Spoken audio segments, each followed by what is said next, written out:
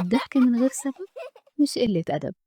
في بنات كانوا بيلعبوا في حوش مدرسة في تنزانيا في وقت الراحة بتاعتهم، بس كان في حاجة غريبة بتراقبهم. يا ترى إيه الحاجة دي؟ كان في ابتسامة غريبة بتراقبهم. ابتسامة زي ما بقولك كده، ابتسامة مكارة، كانت بتبص على الوشوش وتقرب وتقرب علشان تختار فريسة ليها. فجأة اختارتها، انقضت بكل سرعة، كل شراسة وشراهة وبلا رحمة. انقضت على البنت وما سابتهاش إلا وهي في حالة، إيه ده؟ إلا هي في حالة من الضحك المستمر اللي ما بيقفش، من الضحك فعلا. بس الضحكة المكارة ما اكتفتش بيها وبس، دي اتنقلت لبنت تانية وتالتة، فريسة تانية وتالتة، وما بتسيبهمش وراها إلا وهما بيتلووا في الأرض من كتر الضحك اللي ما بيتقطعش، بس قادر إن هو يقطع الأنفاس. المدرسة اتملت بالفوضى، أكتر من 90 بنت بدأوا يضحكوا بشكل غير إرادي.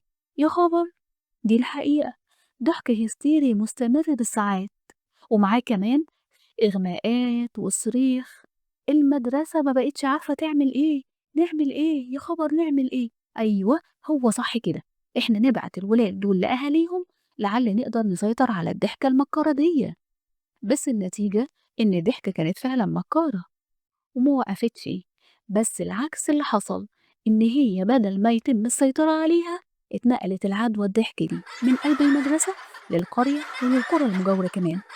خلال أسابيع بس قدرت الضحكة الشريرة دي إن هي تضرب 14 مدرسة، وأكتر من 1000 شخص دخلوا في موجات ضحك غير مسيطر عليها.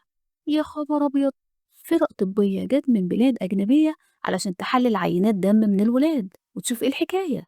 حللت الدم، حللت المية، حللت الهواء ليكتشفوا السبب، بس النتيجة مفيش سبب. والضحك ده استمر لشهور طويلة لحد ما قررت الضحكة المكارة دي من نفسها إن هي ترحل، علشان بعدها القرية والمدارس يرجعوا زي ما كانوا، قرية هادئة عاقلة ورزينة. وأصبحت الظاهرة الغريبة دي تعرف باسم الهستيريا الجماعية، حالات الضحك اللي من غير سبب اللي اجتاحت القرى والمدارس في تنزانيا. كان أمر غريب جدا، ولكنه حدث بالفعل.